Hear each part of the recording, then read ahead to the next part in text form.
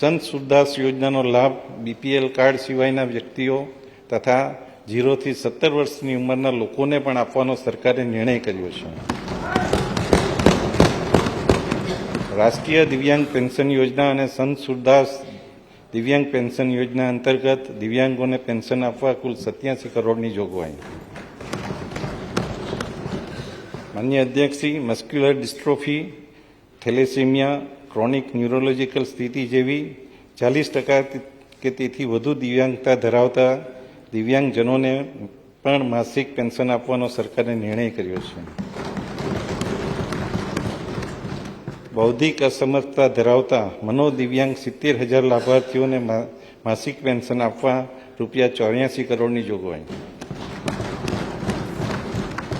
માનનીય અધ્યક્ષશ્રી, અનુસૂચિત જાતિ અને વિકસતી જાતિના અંદાજે 61,000 કન્યાઓને મામેરા માટે સહાય આપવા માટે ₹74 કરોડની જોગવાઈ.